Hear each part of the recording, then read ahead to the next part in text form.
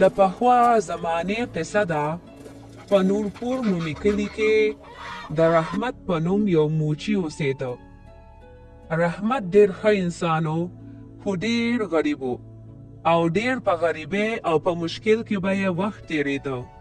یو ورځ په کلي کې موسم ډېر خراب و او تیز توپان شروع و او رحمت ډېر خفه و ځکه چې سحر داسې یې هېڅ کار نه و شوی او دغسې سوچونو کې ناست و چې اچانک یو سړی راغی. سلام علیکم روڑا. وعلیکم السلام. وایې جی یاره بوتان میں پالش کول خو پیسې را سره نشته، پړی به راله وکړي؟ رحمت هسې هم خفه و او کار یې هم نو شوی. لږ ساعت سوچ یې وکړو او جی سیده بس پالش وکم.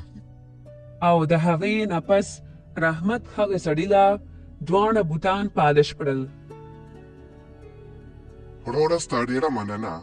زه یو جادوګر یم، ما سره پیسې خو نشته، خو تا ما سره نیکي وکړه، نو تاله زه ستا د نیکۍ بدله ضرور درکوم. دا واله ستا د نیکۍ بدله دا یو عام چیلې نه بلکې جادو والا چیلې ده. دې ته وایه چیړی چیلې ځان اوسنده، سونه راته راوسنده، نو دا به تاله د سرو زرو سکې راغورځوي. او د دې نه پس اچانک هغه جادوګر غیب شي. رحمت چې دا چیلې وویني نو ډېر خوشحاله شي. فوراً یې په غېږ کې اوچته کړي او د کور طرف ته روان شي. خو موسم ډېر خراب وي. په لاره کې د رحمت د ترور کور راځي. رحمت سوچ وکړي چې ترور کره به لږ ایسار شم او چې کله موسم لږ صفا شي نو بیا به کور ته ځم. یا درلمه دا څوک په دې وخت ورده به وی؟ وی رحمت داتې راځه دننه بچي. رحمته بچي څنګه په دې وخت کې راغلي؟ یاره ترورې کور ته روان وم، خو دا موسم ډېر خراب و، نو ما وې دلته به لږ ایسار شم چې دا موسم لږ سم شي نو بیا به کور ته ځم. وی خپل مطلب یا داسې خورو د ترور تپوس نه کوي. او ښه رحمته دا چیلې د کوم ځای نه راوسته؟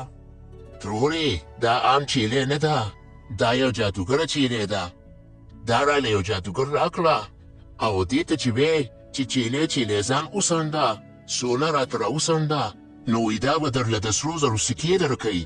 هلکه دا خو سمه موښه ده، وریږه چې چل ورسره وکړم. ښه رحمته بچي ته کښېنه، زه تاله چای راوړم. ښه د رحمت ترور ډېره خودغرضه او لالچي ښځه وي. رحمت ته په چایو کې د بېهوشه کېدو دوی مکس کړي. ان دا واله بچي یخني به دې شوي، ګرمه ګرمه چای وڅښه. او رحمت چې کله چای وڅښي نو د هغې نه پس بېهوشه شي. او د رحمت ترور هغه چیلې پټه کړي او د هغې په شان یو بله چیلې هغې سره بدله کړي. یو ساعت پس موسم صفا شي. رحمت خپله چیلې په غېږ کې او کور ته روان شي. السلام علیکم، څنګه یې جی؟ وعلیکم السلام. ښه یم، ته ښه یې؟ دا چیلې د کوم ځای نه راوسته؟ ښځې دا عام چیلې نه ده، دا جادو والا چیلې ده. ګوره ورته چیلې ځان اوسنده، سونه راته راوسنده. کم د سونه خو نشته. چیلې ځان اوسنده، سونه راته راوسنده. او دغسې رحمت ډېر کوشش وکړي خو چیلې هېڅ د سرو سکې راونه غورځوي. رحمت ډېر خفه شي او په سبا باندې د ځنګل طرف ته روان شي.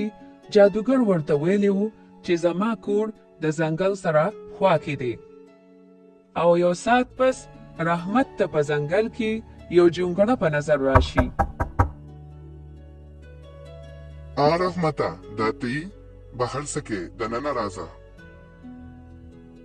ښه رحمته وایه که نه څنګه راغلي، ولې داسې خفه ناست یې؟ یاره جی تاسو چې کومه چیلې راکړې وه په هغې خو ما ډېر کوشش وکړو، خو سم راته میلو نه شو. ښځه خفه کېږه ما، دا واخله.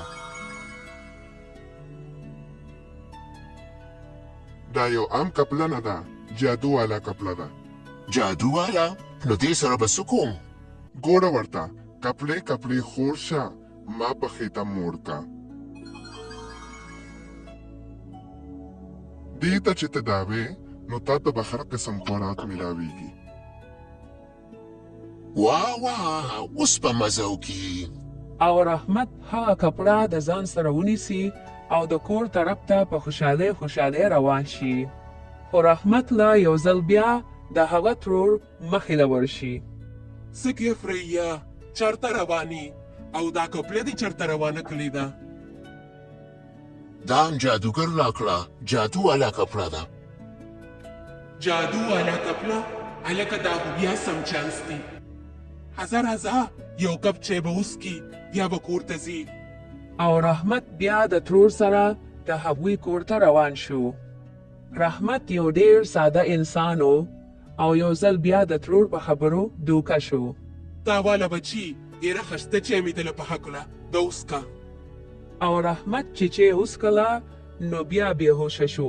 ترور یې هغه کپړه واغوسته او د هغې په ځای یې ورته بله کپړه بدله کړه.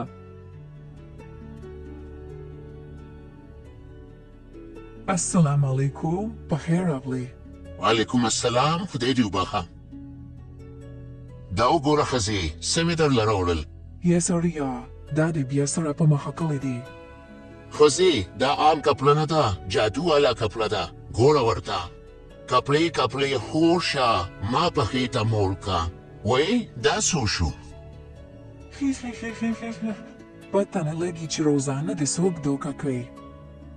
او دغسې یو ځل بیا رحمت ډیر خفه شي او په سبا باندې رحمت دوباره بیا د جادوګر کور ته لاړ شي. یاره جي تاسو چې ما له څه راکړې او زه کور ته لاړ شم نو هلته بیا کار نه کوي. ها داسې نشي کېدی.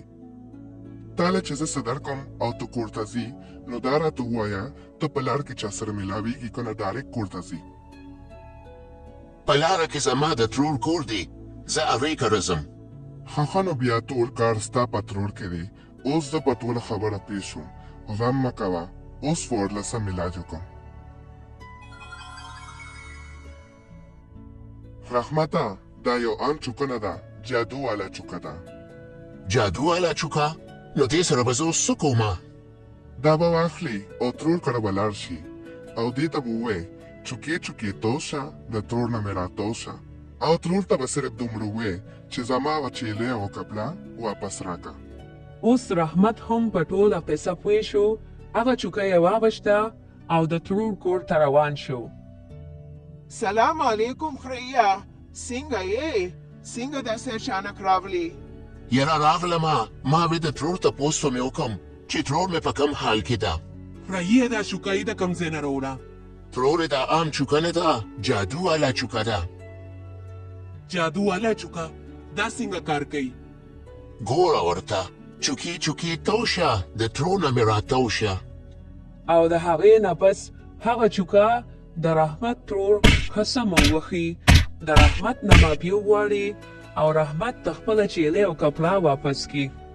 او رحمت خپله چیلۍ او خپله کپړه واخلي، کور ته لاړ شي. او ښځه چې یې هم دا هر څه وویني نو ډېره حیرانه او خوشحاله شي. او دغسې لږ وخت پس رحمت ډېر مالداره شي او په کلي کې په یو غټه بنګله کې اوسیږي. خو رحمت ډېر ښه انسان وي. په هغه دولت باندې هغه د کلي د غریبانانو مدد کوي. او دغسې رحمت د هغه د نیکۍ صله میلو شي او د ټول کلي خلک د رحمت سره په خوشحالۍ ژوند تیروي.